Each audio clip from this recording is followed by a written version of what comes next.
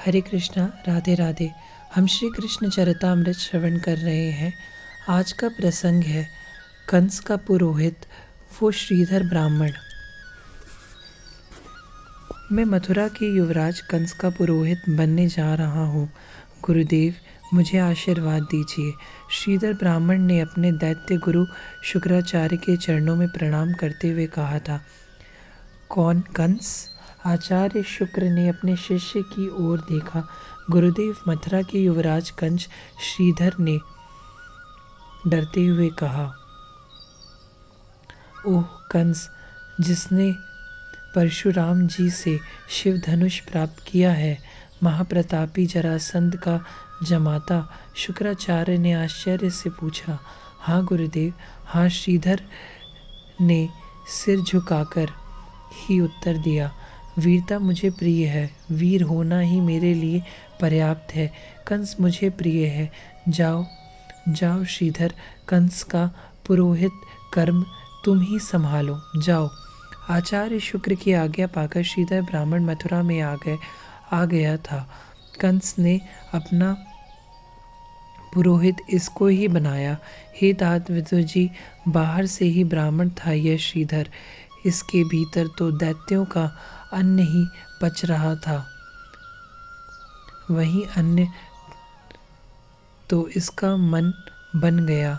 राजा अग्रसेन ने गद्दी से उतारकर युवराज कंस को गद्दी में बैठाने का श्रेय श्रीधर को भी जाता है।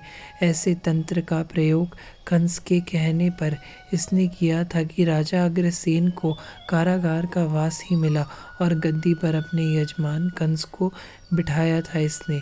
ब्राह्मण सत्य, तप से, तेज से संपन्न होना चाहिए। यजमान को आज्ञा दे। यजमान की आज्ञा मानने वाला ब्राह्मण भी भला कहीं ब्राह्मण कहलाने योग्य है? तात विदुर जी, ब्राह्मण सत्य का नाम है, ब्राह्मण तप का नाम है, ब्राह्मण तेज का नाम है, ओज का नाम है ब्राह्मण। पर यह श्रीधर ब्राह्मण के नाम पर कलंक ही था। क्रूर, पाखंडी, दंभी। एक दिन कई दिनों से देख रहा हूँ तुम्हें मथुरेश कंस। तुम चिंतित हो, क्या हुआ? अरे देवकी का अष्टगर्भ अभी तक मर भी चुका होगा। श्रीधर ने कंस को चिंतित देखा तो आज कह ही दिया। नहीं ब्राह्मण, नहीं, मेरे साथ छल हुआ है। देवकी का अष्टम गर्भ यशोदा के यहाँ पल रहा है। कंस ने कहा। कौन यशोदा? श्रीधर ने पूछा था। नंद राय। क्या तुम परिचित नहीं हो ब्रज राज नंद से? हूँ, सोचने लगा था श्रीधर, फिर बोला। हम क्षत्रिय से परिचित रखते हैं, ग्वालों से नहीं। अहंकार चरम पर है श्रीधर का। मेरी बातें सुनो पहले। नंद के यहाँ जो शिशु है वही देवकी का अष्टम गर्भ है। क्या तुम्हें पता नहीं? पूतना मर गई। क्या? श्रीधर भी चौंका। कैसे? कब? उसी नंद के शिशु ने मार दिया, कंस ने बताया। क्या हो गया तुम्हें आजकल युवराज कंस? इतने हताश निराश तुम कभी न थे। तुम तो वीर थे, फिर आज ये कैसी बातें कर रहे हो? एक शिशु ने मार दिया पूतना को। श्रीधर हंसा, पर कंस की गंभीरता देखकर फिर चुप हो गया। तो तुम मार दो ब्राह्मण उस शिशु को, जो कहोगे मैं तुम्हारे लिए वही करूँगा। कंस ने श्रीधर ब्राह्मण को उकसाया। ठीक है, यह ब्राह्मण तुम्हें वचन देता है कि कल मारा जाएगा तुम्हारा वह शत्रु शिशु, ग्वालों का वह बालक कल काल के गाल में समा जाएगा। यह कहते हुए श्रीधर हंसा। हा हा हा, और उसी समय गोकुल की ओर चल दिया था। आइए आइए ब्राह्मण देवता आइए। ब्रजराज ने देखा श्रीधर ब्राह्मण को मस्तक के त्रिपुंड शक्त है ये, पर लोगों को बताता है कि मैं परम शिव भक्त हूँ। गले में रुद्राक्ष की माला, काला वस्त्र, लाल लाल नेत्र, और ये गोकुल वाले परम वैष्णव पर भगवान शिव तो इसके परम गुरु हैं। महादेव को अपना गुरु मानते हैं ये गोकुल वाले। इष्ट हैं भगवान नारायण इनके, पर भगवान शंकर इनके जगत गुरु हैं। पूरी श्रद्धा है इनकी। सुबह का समय था। नंद राय जा रहे थे गौशाला की ओर। तभी सामने से आ गया श्रीधर ब्राह्मण। ब्राह्मणों के प्रति अपार श्रद्धा है नंद जी ही नहीं, संपूर्ण गोकुल वासियों की।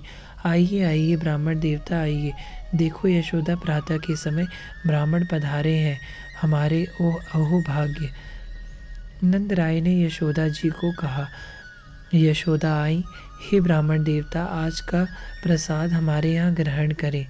झुककर प्रणाम करती हुई यशोदा जी बोली। रोहिणी ने भी प्रणाम किया। ठीक है, पर मैं तो स्वयं पकी ब्राह्मण हूँ, अपने हाथों से ही बनाकर खाता हूँ। दुष्ट श्रीधर ने अपनी चाल चली। तो क्या हुआ, सीधा सामान मैं रख देती हूँ और गोबर से स्थान लीप देती हूँ। यह कहकर ब्रजरानी स्वयं सेवा में लग गई। मैं गौशाला होकर आऊँ ब्राह्मण देवता, आवश्यक कार्य है, आपको जो आवश्यकता हो मांग लीजिएगा, मैं अभी तुरंत आया। श्रीधर यही तो चाहते थे। हाँ हाँ नंद राय, आप जाओ। ब्रजराज चले गए। श्रीधर ने अब चारों ओर देखा। यशोदा जी ने पालने में सुलाया है अपने लाला को। बगल में दाऊ सो रहे हैं। श्रीधर ने कुटिल दृष्टि डाली। ओ, ये बालक है मेरे यजमान का शत्रु। कंस को भी आज कल हंसा श्रीधर। देवी, तुम ही हमारे लिए जल यमुना से भरकर लाओगी। यशोदा जी बहुत प्रसन्न हुई। उन्हें लगा मुझे सेवा का अवसर दिया है ब्राह्मण देवता ने, भूली है ये। रोहिणी, मैं आई अभी यमुना से जल भरकर। ब्रजरानी ने कहा। पर आप क्यों जी, अन्य दासियां हैं ना, या मैं ले आऊं? रोहिणी ने मना किया कि जी आप ना जाओ, पर मानी नहीं। यशोदा धीरे से बोली, सेवा करूंगी ब्राह्मण देवता की तो मेरे लाला को ये आशीष देंगे, फिर देखना मेरा लाला कभी बीमार नहीं पड़ेगा। बेचारी भूली यशोदा कलश लेकर चल पड़ी थी यमुना की ओर। रोहिणी भीतर आई। पालने में सो रहे हैं बालक। उठाकर महल में ले जाने लगी तो श्रीधर ने कहा, शिशु को यहीं रखो, मैं मंत्र पढ़ूंगा तो इसका भी कल्याण ही होगा। रोहिणी भी कुछ नहीं बोली। ठीक है, वह चली गई भीतर रसोई में। पर जाते जाते एक नज़र पालने में डाला। सो रहे हैं बालक। श्रीधर के मन में आया, अब कोई नहीं है। ब्रजराज भी गए, ब्रजरानी भी गई, रोहिणी भी रसोई में है। बहुत खुश श्रीधर, पर उसे देखते ही दाऊ की नींद खुल गई। श्रीधर कन्हैया के पालने के पास आया था। उसने सोचा मैं शिशु का गर्दन दबा दूंगा, बस ये खत्म। हंसा श्रीधर। इस शिशु के लिए कंस इतना परेशान। वह झुका पल्ले में और झुका। जब वो कन्हैया के बिल्कुल पास में झुका तभी कन्हैया हंसे। वो चौंका। वह कुछ समझ पाता कि नन्हे हाथ कन्हैया के कब उठे और पलक झपकते ही शायद देर हो, पर यहाँ तो मुख में हाथ डाल दिया कन्हैया ने ब्राह्मण के और भीतर तक पहुंचकर बोलने की शक्ति वाली नस ही मसल दी। बेचारा चीख भी ना सका। वह धड़ाम से गिरा धरती पर। दाऊ ताली बजाने लगे और बजाते ही जा रहे थे ताली। पर श्रीधर, वह अब बोल नहीं सकता। वह घबराहट से जब धरती में गिरा तो उसकी रीढ़ भी टूट गई। वह दर्द के मारे चिल्लाना चाहता, पर उसकी वाणी अवरुद्ध हो गई। वह भागा, लंगड़ाता हुआ भागा, पागलों की तरह भागा। उसके साथ क्या हुआ ये अब वह किसी को बता भी नहीं सकता, क्योंकि उसकी वाणी ही खत्म हो चुकी थी। ब्रजराज ने देखा ब्राह्मण जा रहा है, गोपों ने देखा ब्राह्मण जा रहा है, जा नहीं रहा, भागता हुआ जा रहा है, तो सब लोग उसके पीछे भागे। श्रीधर को लगा कि अब यह सब मुझे मारेंगे। श्रीधर डर गया और कहते हैं डर इतना गया कि यह यमुना में ही कूद गया था और कालिया नाग इसे एक ही बार में निगल गया था। हे तात विदुर जी, ब्रजराज बहुत दुखी हुए। एक ब्राह्मण का हमारे यहाँ अपमान हुआ, वह ब्राह्मण भागा, हमारा आतिथ्य भी स्वीकार नहीं किया। यह तो शुभ नहीं है। पर ऋषि शांडिल्य ने समझाया, हे ब्रजराज, तुम्हारे लाला का दर्शन कर वो ब्राह्मण धन्य हो गया, देहातीत हो चला था। ऐसी सिद्धि के देह त्याग पर शोक नहीं, आनंद मनाते हैं। विदुर जी बहुत हंसे यह सुनकर।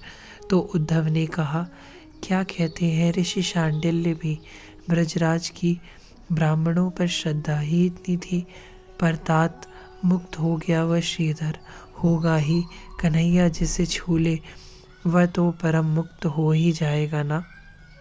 तात कहते हैं, श्रीधर के ऊपर उसके गुरु शुक्राचार्य ने फूल बरसाए थे जब वह दिव्य रूप धारण करके गोलोक धाम जा रहा था। हरे कृष्णा, राधे राधे।